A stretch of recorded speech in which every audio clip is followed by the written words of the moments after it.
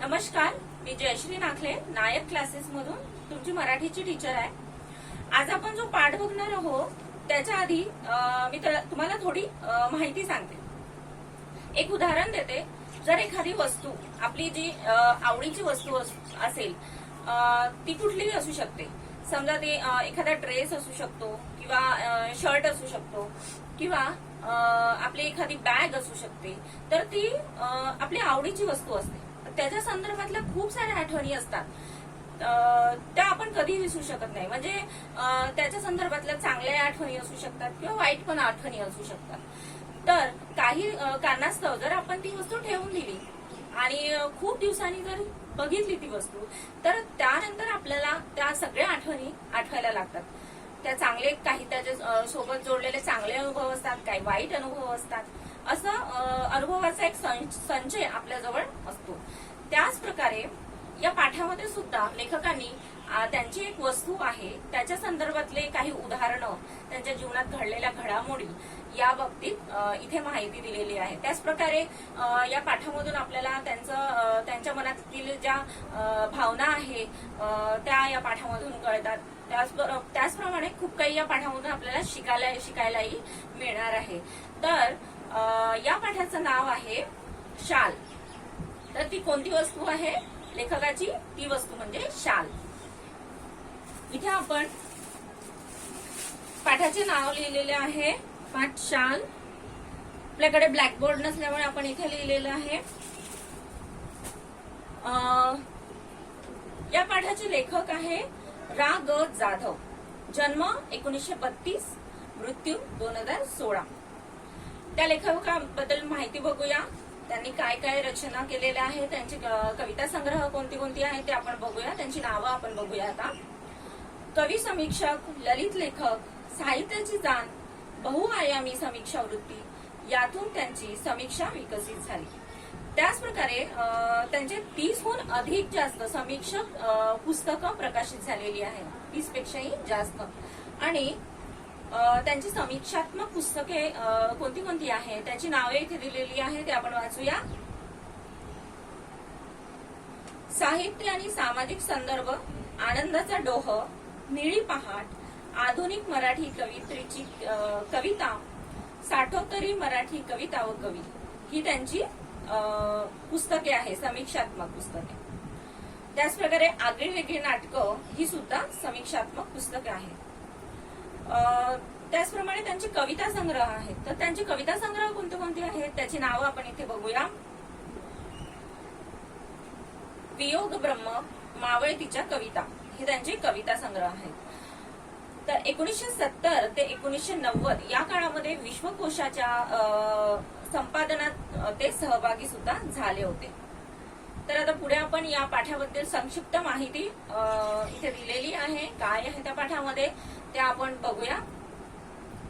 शालीभोवती असलेल्या लेखकाच्या आठवणी या पाठातून व्यक्त झाल्या। शाल, शाल म्हणजे, शाल म्हटलं हा शब्द आला की तुमच्या डोळ्यासमोर काय दिसतं? एक शाल म्हणजे आपण थंडी न वाटावी आपल्याला, त्याच्यासाठी आपण शालीचा उपयोग करतो। शालीपासून आपल्याला ऊब मिळते, थंडीपासून आपलं संरक्षण होतं।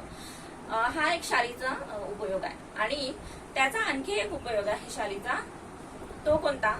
तो म्हणजे एखादा लेखक किंवा कवी किंवा एखादा थोर व्यक्ती, त्याला काही पुरस्कार मिळतो किंवा एखाद्या कार्यक्रमामध्ये जेव्हा तो त्याचा सत्कार केला जातो तेव्हा त्याला शाल देऊन, आणि शाल आणि श्रीफळ, श्रीफळ म्हणजे काय? नारळ, शाल आणि नारळ देऊन त्याचा सन्मान केला जातो। हा देखील शालीचा एक उपयोग आहे। तर शालीमुळे येणाऱ्या शालीनतेचा संदर्भ अंतर्मुख करणार आहे। तर पुढे पाठामध्ये एक शब्द आहे शालीनता। शाल आणि शालीनता, शाल आणि शालीनता हे जरी साम्य वाटलं, त्याच्या शब्दामध्ये उच्चारामध्ये जरी साम्य वाटलं तरी त्याच्या अर्थामध्ये खूप फरक आहे। तर आपण पुढे बघणारच आहोत शालीनता म्हणजे काय, त्याचं कसं उदाहरण दिलेलं आहे लेखकांनी ते आपण पुढे बघणार आहोत। पाठातील औदार्याचे उदाहरण हे माणसाची संवेदनशीलता जपणारे आहे। त्याचप्रमाणे त्यांच्या जीवनातले, लेखकाच्या जीवनातले जे काही घडामोडी ज्या घडल्या, काही उदाहरणं त्यांनी दिलेले आहे। तर त्याच्यामधून लेखकाची भावना इथे व्यक्त होते, औदार्यात्मक भावना इथे व्यक्त होते, ते पण आपण पुढे बघणार आहोत। वस्तूच्या संदर्भातील आठवणीचे मोल महत्वाचे असते. कोणत्याही निर्जीव वस्तूशी निगडीत असलेले संदर्भ मानवी भावना तरल ठेवतात. जरी ती वस्तू निर्जीव असली तरी त्या मागची भावना ही नेहमी सजीव असायला पाहिजे, सजीवच असते. आणि त्या मागच्या आठवणी आणि संदर्भ प्रसंग हे नेहमी सजीव असतात. तर हा पाठ सुरुवातीला म्हणजे तुम्ही नक्की वाचा आणि हा पाठ खूप सुंदर पाठ आहे, तुम्हाला खूप आवडेल. तर आपण प्रत्यक्षात पाठाला सुरुवात करूया आता. एकदा मी पु ल देशपांडे यांच्याकडे काही एक निमित्ताने गेलो होतो. काम झाल्यावर मी निघण्याच्या बेतात होतो तेवढ्याच सुनीताबाईंनी मला थांबवले व विचारले, तुम्हाला शाल दिली तर चालेल काय? तर पुढे लेखक म्हणतात, त्यांच्या जीवनात एक प्रसंग घडला. ते बोलतात, ते सांगतात आपल्या जीवनातल्या प्रसंगाबद्दल. ते बोलतात, मी एकदा पु ल देशपांडे यांच्या घरी गेलो होतो. पु ल देशपांडे सर्वांना माहिती आहे, किती महान लेखक आहेत ते. त्यांचा पाठही 10वीला आहे. पुढे आपण शिकणार आहोत त्यांचा पाठ, त्यांनी लिहिलेला एक पाठ आपण या 10वी मध्ये शिकणार आहोत. तर ते त्यांच्या जीवनातलं एक उदाहरण सांगतात की मी पुलंच्या घरी गेलो होतो तेव्हा मी माझं काम आटपल्यानंतर मी निघण्याच्या बेतातच होतो तेव्हा सुनीताबाई म्हणजे पुलंच्या पत्नी त्यांनी मला थांबवलं आणि त्या बोलल्या की तुम्हाला शाल दिली तर चालेल काय? मी एका पायावर हो म्हटले. पुल व सुनीताबाई यांनी मला शाल द्यावी हा मला मोठा गौरव वाटला. तर पुढे लेखक म्हणतात की तसं त्यांनी विचारल्याबरोबर मी एका पायावर हो म्हटलं. एका पायावर हो म्हणणे म्हणजे काय? एका पायावर तयार होणे म्हणजे काय? लगेच तयार होणे, उत्स्फूर्तपणे प्रतिक्रिया दिली की एकही क्षण न उद्धवटता मी लगेच हो म्हटलं. का हो म्हटलं? मला त्या शालीची काही गरज नव्हती, आवश्यकता नव्हती. पण का म्हटलं?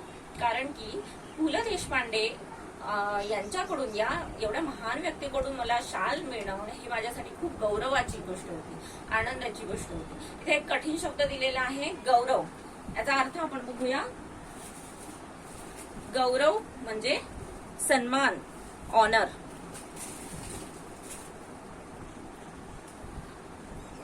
त्यामुळे मी ती शाल घेतली, मला खूप आनंद झाला आणि मी ती शाल माझ्या खोलीमध्ये सुटकेसमध्ये ठेवून दिली, वापरली मात्र कधी नाही.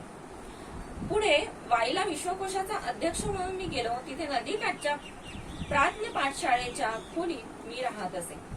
पुढे त्यांच्या जीवनात एक प्रसंग आला की पुढे लेखक म्हणतात की मी वाईला गेलो होतो. तिथे माझा एक कार्यक्रम होता. विश्वकोशाच्या कार्यक्रमामध्ये अध्यक्ष म्हणून मी तिथे माझी निवड झाली होती आणि मी तिथे गेलो होतो वाईला. आणि तिथे मी एका पाठशाळेच्या खोलीमध्ये मी राहत होतो. तर त्या खोलीच्या दक्षिणेकडील खिडक्या कृष्णा नदीच्या चिंचोळ्या प्रवाहावर होत्या.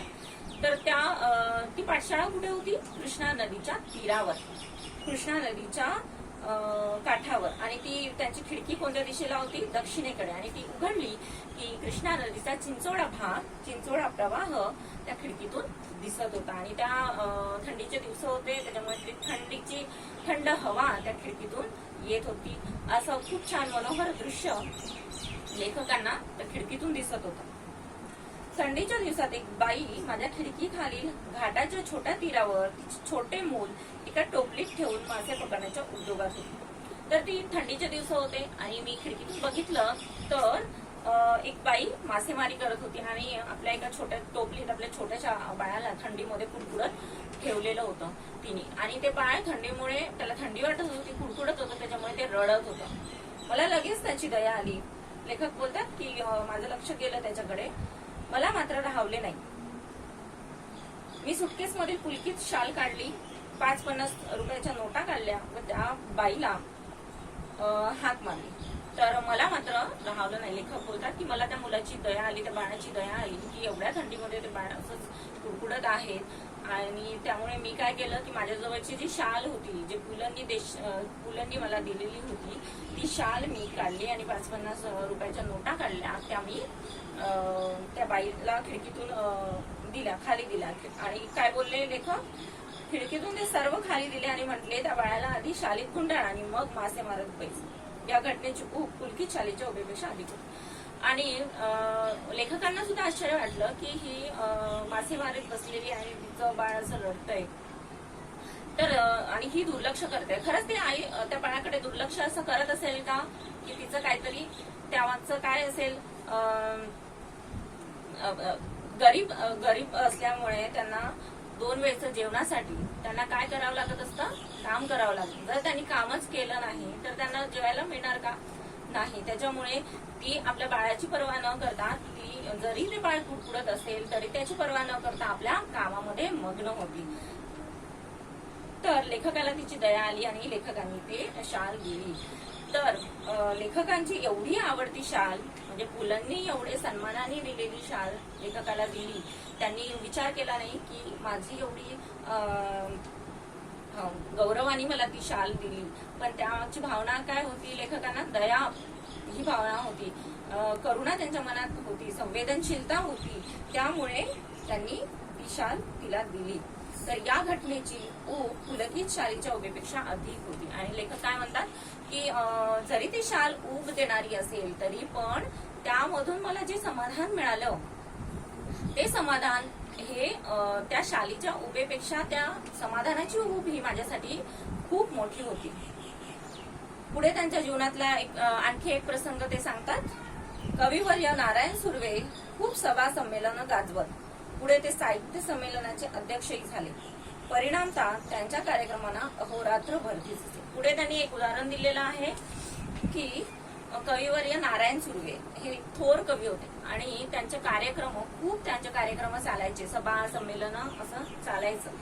अहोरात्र भरतीच असे. अहोरात्र एक कठीण शब्द आलेला आहे इथे. अहोरात्र, अहोरात्र म्हणजे काय,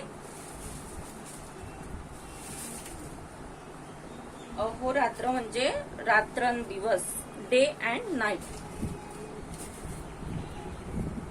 तर अहोरात्र चालायचे, रात्रंदिवस त्यांचे कार्यक्रम चालायचे आणि अहोरात्र भरतीच असते. आणि त्यांच्या कार्यक्रमाला खूप लोकांची गर्दी असते, खूप प्रेक्षकांची गर्दी असते. भरती असे म्हणजे काय, भरती म्हणजे काय, समुद्राला जशी भरती येते तशी, पण प्रेक्षकांची भरती म्हणजे प्रेक्षकांची अलोट गर्दी असायची. प्रत्येक कार्यक्रमात सन्मानाची शाल व श्रीफळ त्यांना मिळत राहील. एकदा ते मला म्हणाले, या शाली घेऊन घेऊन मी आता शालीन बनू लागलो आहे. तर त्या कार्यक्रमामुळे त्यांना प्रत्येक वेळी काय, शाल आणि श्रीफळ यांचा वर्षाव होत होता, म्हणजे खूप त्यांना मिळत होतं. श्रीफळ म्हणजे काय, श्रीफळ म्हणजे नारळ, कोकोनट. तर ते पुढे बोलले की मला एकदा ते बोलले की या शाली घेऊन मी काय झालेलो आहे, शालीन बनू लागलो आहे. शालीन आपण पुढे आधी पण बघितला होता शब्द शालीन. शाल आणि शालीन यांचा काय संबंध आहे. शालीन म्हणजे काय, सात्विक वृत्तीचा, सभ्य. इथे दिलेला आहे अर्थ. शालीन म्हणजे सात्विक वृत्तीचा, सभ्य, मॉडेस्ट. तर ते उपहासात्मक बोलले, विनोदात्मक बोलले की या शाली घेऊन मी आता शालीन बनू लागलोय. पण मुळातच ते कसे होते, शालीन स्वभावाचे होते. त्यांचा स्वभाव मुळातच शालीन होता. तर असं ते विनोदात्मक बोलले. त्यांच्या बोलण्यातील उपरोधिक खोज माझ्याच नव्हे तर कोणाच्याही सहजपणे लक्षात येणारी होती. तर ते असे उपहासात्मक बोलले आणि ते आमच्या सगळ्यांच्या लक्षात आलं होतं. शाल व शालीनता यांचा संबंध काय, काय संबंध असेल शाल आणि शालीनतामध्ये. पुढे लेखक म्हणतात की खरे तर खरीखुरी शालीनता शालीविनाच शोभते. तर लेखक म्हणतात पुढे की शालीनता कुठे शोभते, शालीविनाच माणूस अधिक सभ्य, अधिक सात्विक स्वभावाचा, सात्विक वृत्तीचा दिसून येतो. आणि एकदा का सुर्वे मुळातच शालीनच्या वर्षावाखाली त्यांची शालीनता कधी हरवली नाही, कधी क्षीणही झाली नाही. ते आणखी एक शब्द आहे क्षीण. क्षीण म्हणजे काय, क्षीण म्हणजे कमजोर, वीक. तर पुढे लेखक म्हणतात की नारायण सुर्वे हे मुळातच शालीन स्वभावाचे होते आणि त्यांना जरी खूप साऱ्या शालींचा वर्षाव होत होता, त्यांच्यावर शाली मिळत होता, त्यांचा सन्मान होत होता, पण त्यांची शालीनता ही कधीच गेली नाही. त्यांचा सात्विक वृत्तीचा स्वभाव, सभ्य स्वभाव हा कधीही गेला नाही किंवा हरवला नाही किंवा क्षीणही झाला नाही किंवा कमजोर, कुठे कमी पण नाही झाला त्यांचा स्वभाव. नाहीतर बऱ्याचदा असं होतं की समाजामध्ये बऱ्याचदा असं होतं की एखाद्याला खूप मान मिळत गेला की त्याची शालीनता चालली जाते, त्याचा अहंकार त्याला अहंकार वाढायला लागतो त्याच्यामधला जो सभ्य वृत्तीचा सात्विक वृत्तीचा माणूस आहे तो कुठेतरी हरवला जातो.